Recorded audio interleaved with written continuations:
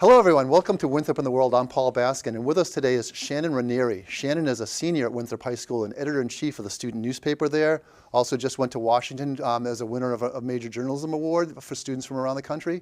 Welcome, Shannon. Thank you very much for having me, Paul. You're welcome. So we'd like to have you today because a big issue in town is the Prop 2.5 override. So, Yes. so as folks I'm sure know, there was just an election in November, and one of the questions, as a matter of fact, the only question on the ballot pertaining to Winthrop was whether to approve a Proposition 2.5 override. That would have provided the school system with about almost $5 million in extra funding.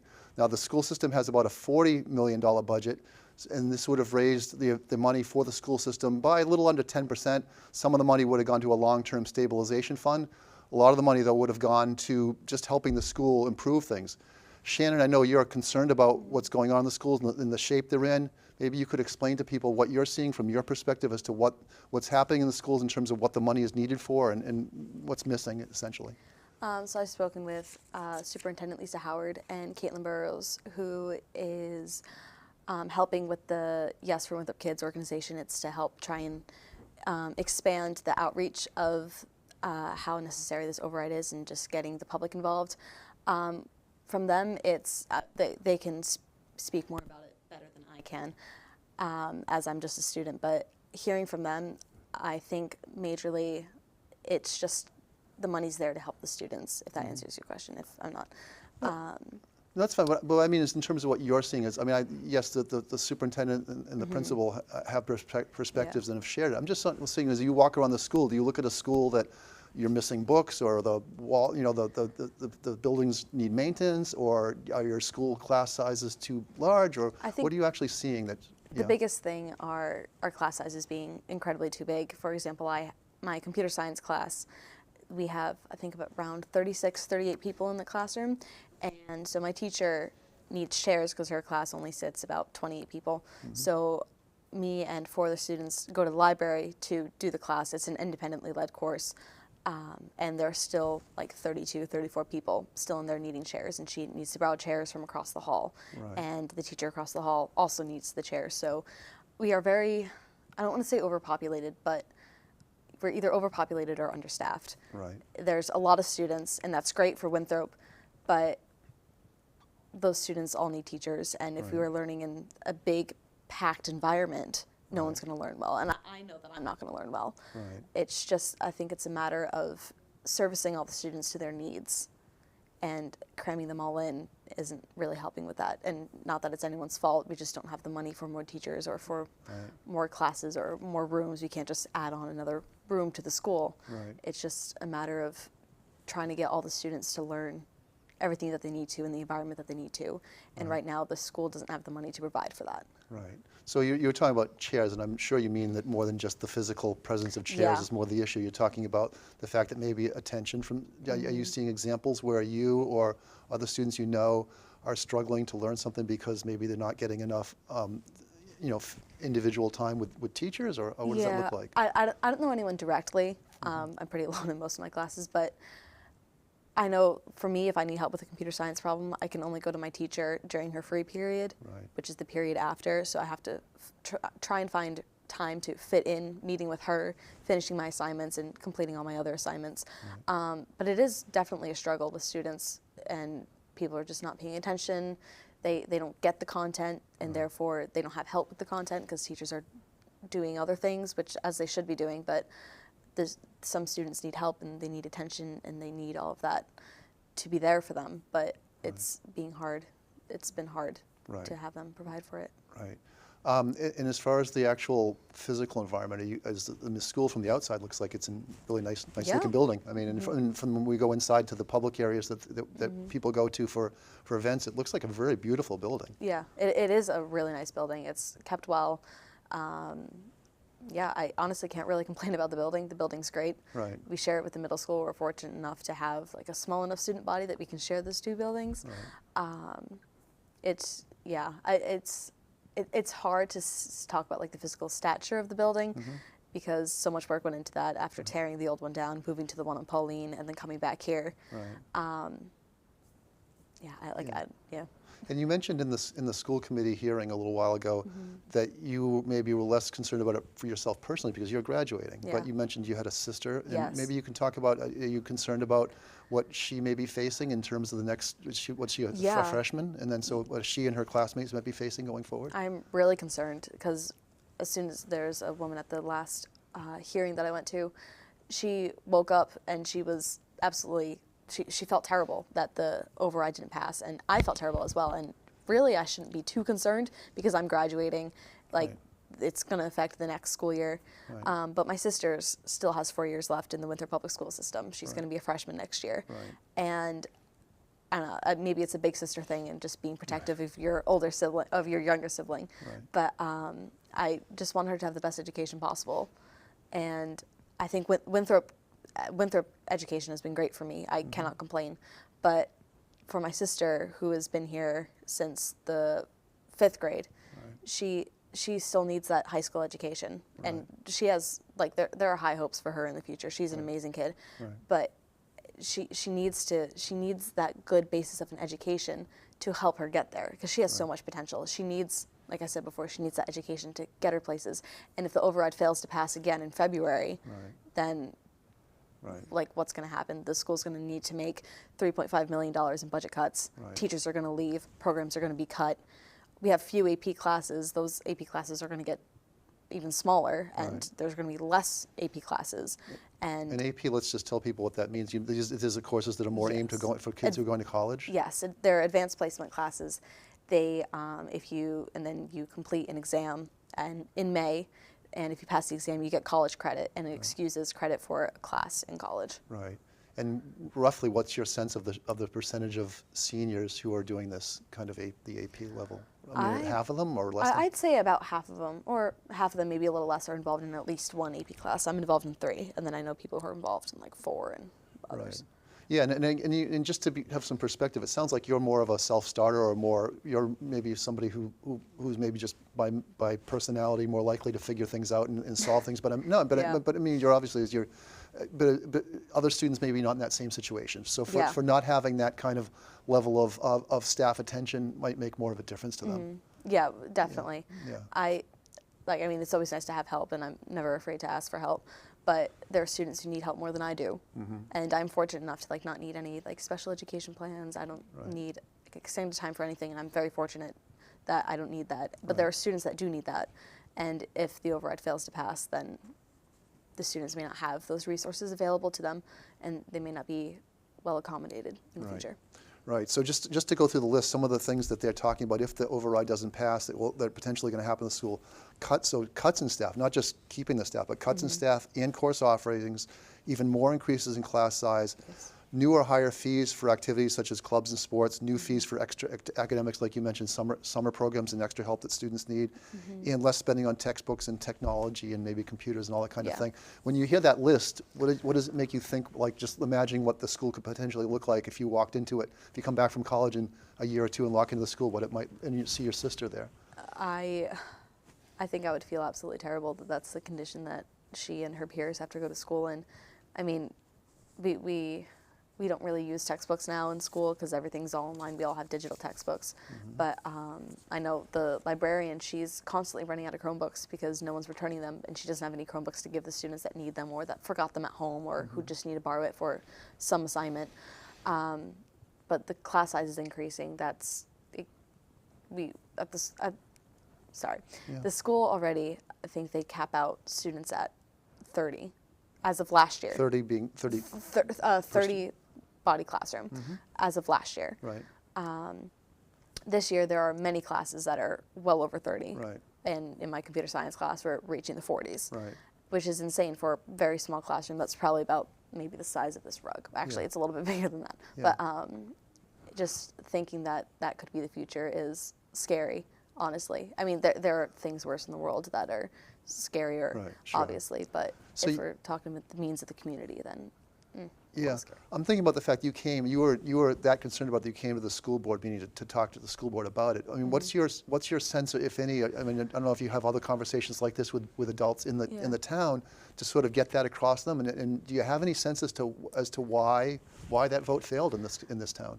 Why I don't know for sure. I've tried to ask questions, but I haven't really gotten an answer, and that's also partially my fault. But I think it's because it's an increase. It's a $75 increase on property taxes a month. So that's a figure for an average homeowner. It's about $75 a month. That would be added on to your property taxes. 75 a month?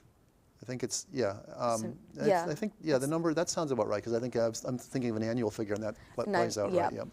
Mm-hmm. And I think people don't like the fact that they would need to pay higher taxes. Right. And like no one wants to pay higher taxes. Right. But when it comes to the future generation of kids in your community, right, it's a small price to pay. Right. That and there's also studies that show that even if you don't have a kid in the system, there's your property values go up from having that, and your crime rates generally stay down or get down. I mean, given all that, I mean, I'm just trying to figure. I mean, I think you and a lot of people in town trying to figure out what message is necessary, if any, or maybe that's the right decision that they're making, that we need to abandon our schools have enough money, and they look at make a nice building like the Winthrop High School and think, well, that looks like a really nice building. Yeah. It's kind of gilded almost. It looks nice on the outside, but come next year, it may not be nice on the inside. Yeah. Honestly, not literally, there's not going to be mold on the walls or anything. Honestly, there very well could be in a couple of years if nothing's given. But yeah, it's not going to be the same image, is what I'm trying to say. Like, the picture of this year is going to be very different from the picture of next year. Yeah, yeah. How about the economic value to the town? Just not just in terms of individual home value and in terms of crime rates, but it's like big picture. What does the school system mean to the town of Winthrop as you see it? The school system is the biggest vessel in the town. It outnumbers the actual town council. It outnumbers any other department in the town you can think of, if you will. Yeah. We have over a 2,000 student body. That's not even counting the hundreds of teachers that we have and the hundreds of administrators and all the parents working together. This is the beating heart of the town. Right. And the people that are being educated in the system are the future. Right. The future of Winthrop, the future of Massachusetts, the future of the country, the future of the world. We are the epicenter of the future. And Winthrop is the epicenter of that epicenter. Right. So if the school system fails, who's going to be the doctor caring for you? Right. Who's going to be the accountant doing your taxes? Right. Who's going to be the person serving you dinner? Right. Who's going to be the person making you dinner? Who's going to be there to support those when the time comes, if the override doesn't fail, or if the override does fail, excuse me, and the education gets worse, right, and it gets detrimental, who's going to be there, or who's going to be there for you in come 10, 20 years? right. Who's going to be there to help support you, and what education are they going to have to help get them there? Yeah, no, I'm hearing all that. I'm just thinking there are some people for whom, although 10 and 20 years thing, they might say, well, that's somebody else's problem later on that I don't have to worry about. No, it's going to be their problem. And if you voted no, that is kind of your problem. I hate to break it to you, but this is going to affect everyone. Yeah. And I mentioned before how I have a younger sister. This is going to affect me, and I'm graduating. Right. I'm leaving Winthrop right. after May. Right. I'm not going to be here, so people are going to be like, well, what are you going to have to do with it? I have a sister who I care about very much. I have parents who are going to be living here. What's going to happen to them? What's going to happen to their property value? What's going to happen to my sister's future and her education? Right. What's going to happen? Honestly, please do tell me, because I would love to know. Yeah. And I'm just nervous that if this doesn't get passed, people aren't going to get a sufficient education, that aren't going to give them a sufficient job, that aren't going to give them sufficient results to give back to the community, because there are no results. Yeah. Do you think you're going to come back to the town later? I mean, when you go off and you go to college, get a big fancy career, we're going to see you back here? Or I mean, I would love to come back. Yeah. I'll definitely be coming back for my sister over the next 4 years. Right. If my parents are still going to live here after my sister leaves, I'm going to be coming back for them, and I would love to see what happens to the town, what happens to not just the town, but to the education system and to the future of Winthrop if this override passes or fails. Winthrop is not that different, it seems like, from a lot of towns where there's when you think of the high schools, a lot of people think of the sports programs. There's a lot of attention to it. What's your sense as to the balance that we have, if you even want to say in this country or in the state or in Winthrop, in terms of our relative attention to sports at your age versus academics? I think I think it's a good balance. There is a lot of money going into the sports programs. I don't know the exact number. I do not know how much money is going directly into the school, and how much is going to the sports. But I do know that parents do bring in a lot of money for the sports, and I get that. They want to see their child succeed in sports at Winthrop High. Our football program is really good. We have a good coach. We have good players. Our cheer team is very good. Our hockey team is absolutely incredible. I think there's a lot of money going into the sports, which is okay. It's part of the town pride. But I think there could also be, if we can get that amount of energy and that amount of pride in the sports, if we can get that directly towards school academics, then I think we would be okay. We wouldn't have to be coming back every 2-5 years asking the public for an override again. Right. What's your sense of the sort of the overall vibe in the school these days? Is the student body cohesive? Are they do the students get along generally, or are you seeing a generally calm atmosphere, or are there any kinds of problems, I would say, in that respect? I don't think there are any problems, honestly. I think if there are problems, they're just between friend groups, and those will get resolved. But looking at the student body, honestly, I can't really complain. No one's mean to each other. I mean, if they're mean, they're just playing around, of course. I mean, not from what I can see. Everyone seems to get along just fine. Right. I mean, but then again, it's also what only I can see. I don't know about. No, that's good. I mean, and obviously that's not the way the whole society is functioning right now. So I mean, is that partly a result of things that you can see the school doing? Like is there a lot of emphasis on sort of having students think across divides and think across differences, and that kind of education going on? I think that has something to do with it, but I think also most of these kids in this town are very well-rounded, and they're good people, and maybe that was their parenting, maybe their parents raised them right. But I think maybe they're just good people, and I think they know how to be nice to each other. They don't go at each other's throats every day, and if there's a problem, they see something, and they tell an adult, and they get it resolved. I think everyone here is very cohesive, and there's not much tension at all. Right. Well, that's wonderful. It's really good. Yeah. One of the things we just, as you may have seen in the news the last few days, is that there was the Globe did it actually a statewide summary of racial differences, and it showed that Winthrop is number one in the state out of all 351 cities and towns in the decline in white population, and almost number one in the increase in Hispanic population.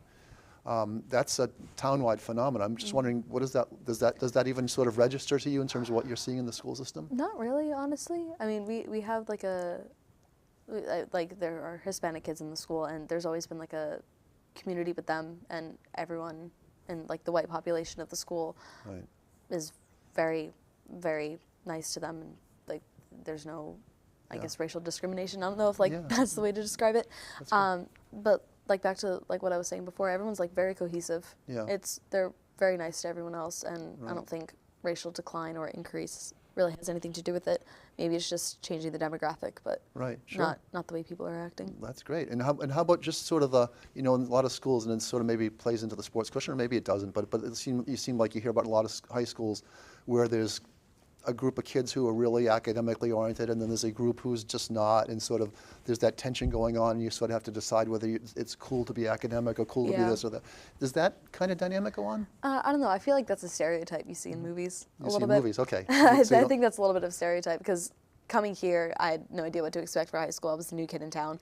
I'm like, oh, am I going to be the sporty one? I'm not athletic. Or am I going to be the stereotypical smart one, who has no friends? But here, no,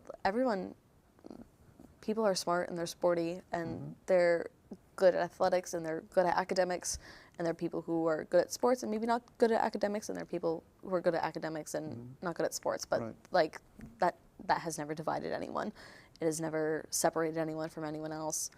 It's, Well, that sounds like overall, if you're going to give a report card to the Winthrop schools, it's a pretty good one. But again, hanging over it, as we talked about initially in the beginning, was the fact that there's a budget issue that things may not be able to keep going. No, the budget, I think around 60% of it is teacher salaries. So if that budget gets cut, then teachers are going to leave. Maybe they're going to have to get laid off. But if teachers leave, then maybe their friends are going to leave. Right. And then a lot of those teachers, I can think of about 3 teachers right now who are coaches for the school, for the school teams. And like our football coach is a gym coach, the lacrosse coach is an English teacher, and he's like a highly respected English teacher. And if we lose those people, where's our education going to be? Where are our athletics going to be?